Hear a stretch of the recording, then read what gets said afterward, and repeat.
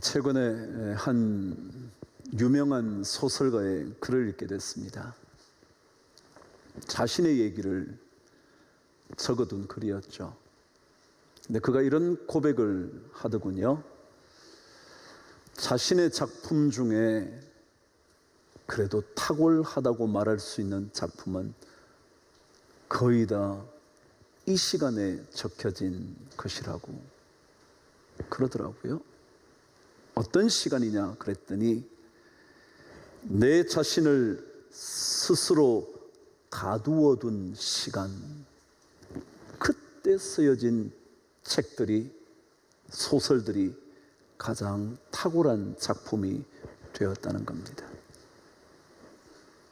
스스로 자신을 가두어 두고 있는 시간, 아니 때때로 외적인 조건 때문에 스스로 갇혀 있는 시간에 적혀진 글들이 멋진 작품으로 탄생되었다는 겁니다. 갇혀 있는 거요? 불편하잖아요. 하고 싶은 것, 원하는 것, 계획한 것, 마음대로 할 수 없는 그런 갇힘의 시간과 공간에서 오히려 더 놀라운 것들이 탄생한다는 거죠. 그래서 그가 이렇게 말했습니다. 그 스스로의 갇힘 속에서 진정한 자유가 피어난다고. 우리는 갇히는 것 싫어합니다. 자유로운 것 좋아하죠. 마음대로 원하는 것 다 할 수 있는 여력이 되기를 원하죠. 그러나 그렇지 못한 스스로 갇혀 있다고 생각하는 순간일수록 어쩌면 훨씬 더 놀라운 것들을 이루어낼 수 있을지도 모른다는 그 소설가의 이야기가 마음에 다가왔습니다. 신앙인이란 어떤 사람일까요? 신앙인은 자신의 삶을 신앙이라는 울타리 안에 가두어 두는 인생을 살기로 결정한 사람 아닐까요? 신앙의 선을 넘지 않기 위해서 신앙의 울타리를 쳐놓고 그 바깥으로 빠져나가는 것 두려워하면서 그 울타리 안에서만 살려고 몸부림치기로 결정한 사람이 신앙인 아니겠습니까? 신앙이라고 하는 놀랍고도 거대한 울타리 안에 어쩌면 때때로 너무 좁고 불편하다고 생각되기도 하는 그 울타리 안에 우리 자신을 가두고 사는 것이 신앙의 삶 아니겠냔 말이죠.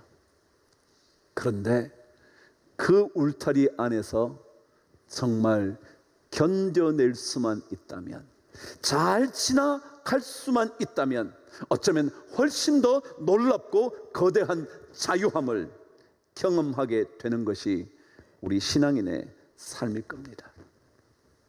그러면 신앙이 뭘까요? 신앙이란 또다시 소설가의 말을 빌린다면 예수라는 그분에게 내 자신의 삶을 가두어 놓는 것이 신앙일 겁니다. 예수라는 그분에게 나의 삶 전부를 가두어 놓는 겁니다. 예수 외에는 삶의 길이 없음을 알고, 예수 외에는 진정한 기쁨이 없는 줄 알고, 예수 외에는 참된 생명의 능력이 없는 줄 알고, 그분에게 갇혀 사는 것. 그래서 그 예수 그리스도가 누구인지 우리는 끊임없이 살펴보는 거죠. 사도 요한은 요한계시록을 기록하면서 1장에서 지속적으로 반복하면서 예수는 어떤 분인지 세밀하게 우리에게 환상을 통하여 기록해 두고 있죠. 왜냐하면 그 예수 밖으로 빠져나가는 것은 신앙이 아니기 때문이죠. 어떤 권력에도 어떠한 환경에도 굴복하지 않고 예수 안에만 있겠다고 결정하는 것이 신앙이고 예배이기 때문에 그 예수를 계속해서 세밀하게 그려주고 있는 겁니다. 그럼 사도 요한의 마지막 인생은 유배의 인생이었습니다. 로마 제국이라는 타의에 의하여 갇히게 된 인생을 살게 된 거죠. 근데 사실은 타의였지만 그는 예수 때문에 갇힌 인생을 살게 된 것 아닐까요? 예수 때문에, 예수님을 위해서 그는 갇히게 된 것 아니겠냔 말이죠. 사도 바울은 자기 자신의 인생을 성경을 통하여 계속 반복해서 한 내용 하나가 있습니다. 자신은 그리스도를 위하여 갇혀 있는 인생이라고. 그리스도 때문에 주님 안에서 그분을 위하여 갇혀 있는 인생을 살게 됐다고 말합니다. 그래서 빌레몬서 1장 1절은 정확하게 기록해 놓은 거죠. 예수 그리스도 예수를 위하여 갇힌 자 된 나 바울. 자신의 삶을 어떻게 표현하느냐면 예수 그리스도 그분을 위하여 갇혀 있는 인생을 사는 사람이라고 그가 말한 겁니다. 사도 요한이 예수 때문에 밤모섬에 갇힌 것처럼 말이죠.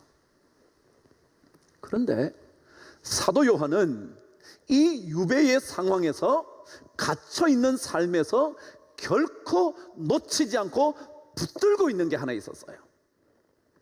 그게 오늘 10절에 기록되어 있습니다. 앞부분을 저와 함께 읽어 보시죠. 시작. 주의 날에 내가 성령에 감동되어 내 뒤에서 나는 나팔 소리 같은 큰 음성을 듣게 되었다 그랬어요. 밤매숨에 갇혔습니다. 유배된 거죠. 아예 세상의 삶과는 격리된 삶을 살기 시작했습니다. 그런데 오늘 성경은 이 환상을 보게 된 날이 언제인지를 이렇게 기록합니다. 주의 날에 그랬습니다. 주의 날 언제일까? 성경에는요 주의 날을 심판의 날이라고 기록한 곳이 많습니다. 그래서 마지막 심판의 때를 주의 날이라고 기록을 합니다. 그런데 많은 신학자들이 여기에 등장한 주의 날은 바로 사도 요한이 늘 예배 드렸던 그날, 언제죠? 여러분과 제가 오늘 예배를 드리는 이날, 주의 날, 주일, 이날이라는 겁니다. 그래서 사도 요한이 끊임없이 계시록에서 예배를 강조하고 있었던 이유는 자기 스스로 예배 드리는 주님의 날, 주일을 거룩하게 지키고 있었다, 그 얘기라는 거죠. 사도 요한은 유배된 자리에서 주님의 날을 지키고 있었습니다. 사도 요한은 갇혀있는 인생에서 주님께 예배하는 주일을 거룩하게 지키고 있었습니다. 여러분 한번 생각해 보시죠. 여러분 환상을 보았다면 이렇게 기록할 법도 하지 않나요? 어느 날 주님께서 내게 환상 속에 나타나셨다, 그러는 것 아닌가요? 대개는요 어느 날 말이죠. 어느 날. 근데 어느 날이라고 말하지 않고 주님의 날이 되면 사도 요한은 예배를 드리기 시작하는 겁니다. 주님의 날이 되면 갇혀있지만 주님께 예배하기를 포기하지 않습니다. 그 주님의 날에 하나님께서 성령으로 그에게 보여주시기 시작했다는 거죠. 그래요, 신앙인은 주님의 날을 지키는 사람입니다. 신앙인은 주님을 예배하는 주일을 놓치지 않는 사람입니다. 여러분과 제가 이 어려움 속에서도 예배가 환란의 전초인 것처럼 보여지는 이 시대 속에서도 우리는 계속 이 날을 지키는 겁니다. 주의 날을 놓치지 않는 거죠. 이 자리에서뿐만 아니라 가정에서든지 그 어떠한 장소에서든지 화면을 들여다보는 그 자리에서든지 그리스도 예수를 예배하는 주의 날을 잊지 않고 기억하는 그 인생, 그게 바로 여러분과 저일 것이고 사도 요한이었다는 거죠. 주님께서 언제인가 이런 말씀을 하신 적이 있었습니다. 마태복음 10장 32절은 기록합니다. 누구든지 사람 앞에서 나를 시인하면 나도 하늘에 계신 내 아버지 앞에서 그를 시인하겠다고. 우리가 주님의 날에 주님을 기억하면 주님도 반드시 우리를 기억해 주시겠다는 겁니다. 주님의 날에 하나님을 놓치지 않으면, 예배를 놓치지 않으면, 그 예수 그리스도 그분을 놓치지 않으면 반드시 주님께서 우리를 기억하실 것이라고 말하는 겁니다. 자, 그러면 주님의 날을 놓치지 않고 있는 인생에게 어떤 복이 있는지 성경 10절은 계속해서 이렇게 말합니다. 읽어보실래요? 시작. 주의 날에 내가 성령에 감동되어 내 뒤에서 나는 나팔 소리 같은 큰 음성을 들었다 그랬습니다. 주님을 기억하면요, 주의 날을 기억하면요, 예배를 놓치지 않으면요, 그때 성령의 감동이 임하기 시작한다는 거예요. 여기에 감동이라는 단어는 일어난다, 발생한다, 시작하게 된다, 그런 뜻입니다. 다시 말하면 주의 날을 지키는 하나님의 백성에게, 주님을 예배하는 주의 날을 놓치지 않는 사람에게 그때 성령께서 역사하시기 시작한다는 거예요. 일어나시기 시작한다는 거예요. 성령께서 우리 마음을 움직이시기 시작한다는 거예요. 어떤 상황에도 예수님께 예배드리는 일을 놓치지 않는 그때 성령의 역사가 일어나기 시작한다고 말하는 거죠. 성령의 감동은요, 다른 데서 오지 않아요. 주님의 날을 지키기로 결정한 사람, 그날에 예수 그리스도 그분을 놓치지 않으려고 하는 그 사람에게 성령이 막 큰 음성으로 나타나는 거예요. 나팔 소리처럼 그대에게 울려지는 거예요. 성령의 음성이 우리를 깨우쳐 주실 것입니다. 성령께서 그분이 우리의 발걸음을 인도해 주실 것입니다. 눈물을 흘리고 있을 때 위로하실 것이고, 두려움에 빠져 있을 때 평화를 우리에게 허락하실 것이며, 연약할 때 능력으로 채워 주실 것이고, 환난 가운데서 지나갈 힘을 공급하시는 겁니다. 이게 성령의 감동이 있는 거예요. 언제요? 주의 날을 지키는 그 사람에게, 예배를 기억하고 있는 그 사람에게 성령의 감동이 멈추지 않는다는 거예요. 큰 나팔 소리처럼 계속해서 우리에게 일어나기 시작한다는 거죠. 그렇다면 우리가 주의 날, 이 주님의 날에 꼭 기억해야 할 예수가 어떤 분인가, 오늘 마지막으로 그분에 대하여 묵상해 보도록 하죠. 오늘 말씀은 이 예수의 두 가지 모습을 꼭 기억해야 한다고 적어두고 있는 것 같습니다. 18절 저와 함께 읽습니다. 시작. 곧 살아있는 자라 내가 전에 죽었었노라 볼지어다 이제 세세토록 살아있어 사망과 음부의 열쇠를 가졌다 그랬습니다. 첫 번째입니다. 주님의 날에 우리가 예배하는 이 예수의 첫 번째 모습을 성경은 십자가에 죽임 당하신 예수, 오늘 말씀에 의하면 내가 전에 죽었었노라 라고 말씀하신 전에 죽었던 예수, 어디에서 죽었나요? 십자가에서요. 십자가에서 죽임 당하신 예수를 우리는 놓치지 말아야 한다는 거예요. 요한계시록에는요, 죽임 당하신 어린 양에 대하여 계속 기록합니다. 계시록 5장 12절에 그래서 이렇게 기록되어 있는 거죠. 죽임을 당하신 어린 양은 능력과 부와 지혜와 힘과 존귀와 영광과 찬송을 받으시기에 합당하도다. 우리의 예배의 대상이신 이 예수는 누구시냐면 죽임을 당하신 어린 양이다, 그 얘기예요. 왜요?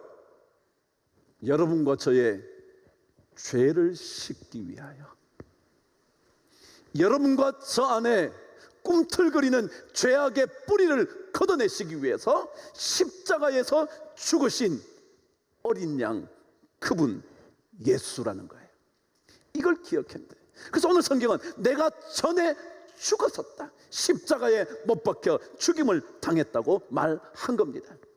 그래서 성경은 어린 양 계시록에 31번이나 기록합니다. 계속 어린 양이에요. 왜요? 어린 양은요, 구약 시대에 백성들의 죄를 대신 짊어지고 죽임 당했던 희생 제물이었습니다. 그러니까 예수 그분은 우리의 죄악을 담당하시기 위하여 십자가에 죽임 당하신 희생 제물이라는 거예요. 그 예수를 우리가 믿는 거죠. 다른 예수를 믿지 않습니다. 우리는 십자가에서 죽임을 당하신 그 어린 양 예수를 믿는 거죠. 복음의 핵심을 가장 정확하게 적어 놓았다고 말하는 로마서 5장에는 이렇게 얘기합니다. 5장 6절 먼저 읽으면 이렇습니다. 우리가 아직 연약할 때에 기약대로 그리스도께서 죽으셨도다. 우리가 아직 연약할 때, 다시 말하면 아무도 자기 자신을 구원할 수 없는 연약함 속에 있을 때 그리스도께서 우리를 위하여 죽으셨대요. 경건하지 않은 여러분과 저를 위하여, 죄에 찌든 여러분과 저를 위하여 죽으셨대요. 5장 8절 말씀은 여러분 잘 기억하지 않습니까? 우리가 아직 죄인 되었을 때에 그리스도께서 우리를 위하여 죽으심으로 하나님께서 우리를 향한 자신의 사랑을 확정해 주셨다. 우리가 연약할 때에, 우리가 죄인 되었을 때, 5장 10절은 또 이렇게 기록합니다. 곧 우리가 원수 되었을 때에 그의 아들의 죽으심으로 말미암아 구원을 얻게 됐다. 이 예수는 누구냐 하면 십자가에 달리셔서 여러분과 저를 건져주신, 십자가에서 모든 죄를 사하여 주신 그분이 바로 우리의 예배의 대상이라는 거죠. 구약의 6월절 어린 양은 바로 십자가에 죽임당하신 예수입니다. 어느 누구도 예수 그리스도를 통하지 않고는 죄를 씻을 수가 없습니다. 그래서 이 구원은 십자가에 죽임당하신 어린 양 예수 외에는 길이 없다는 거예요. 이 죄를 씻으시는 십자가에 죽임당하신 어린 양 예수, 그분이 우리의 예배의 주제죠. 그분 만나려고 오는 것이지, 내 문제 해결하는 것, 그건 주님께서 덧붙여 주시는 은혜일 뿐이지 그것 때문에 오지 않아요. 우리는 이 십자가에서 죄를 사하여 주신, 보혈의 공로 보여주신 그분을 만나기 위해서 오는 거죠. 그런데 오늘 성경은 이 예수, 십자가에 죽임당하신 예수, 그분이 끝이 아니라고 18절은 다시 한번 우리에게 가르쳐 줍니다. 읽어보실까요? 시작. 곧 살아있는 자라 벌지어다 이제 세세토록 살아있어 사망과 음부의 열쇠를 가졌다. 십자가에 죽임당하신 어린 양 예수는 죽임 당하심으로 끝이 나신 것이 아니라 다시 살아나신 부활의 예수라는 거예요. 우리 기독교의 핵심은요, 십자가에 죽임당하신 어린 양 예수와 다시 살아나신 부활의 예수, 이게 우리 핵심 아닌가요?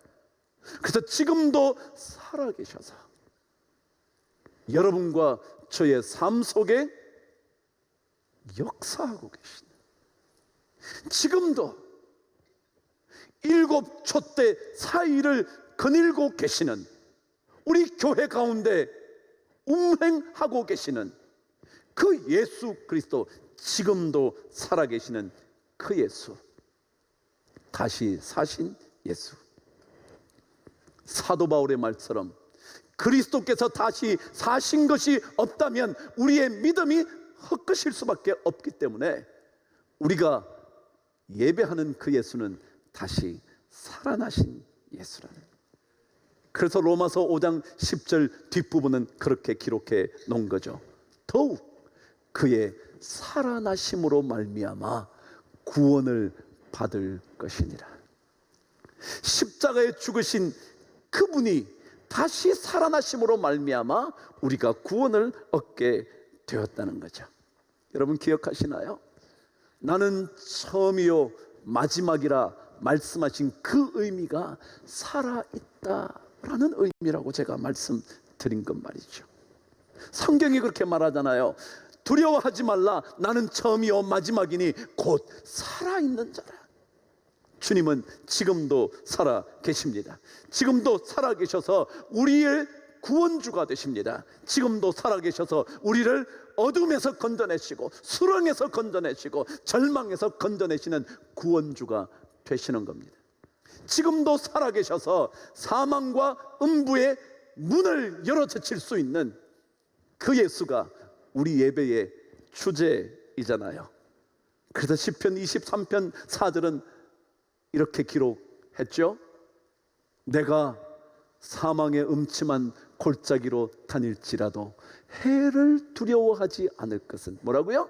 이 살아계신 예수께서 여러분과 저와 함께 하십니다.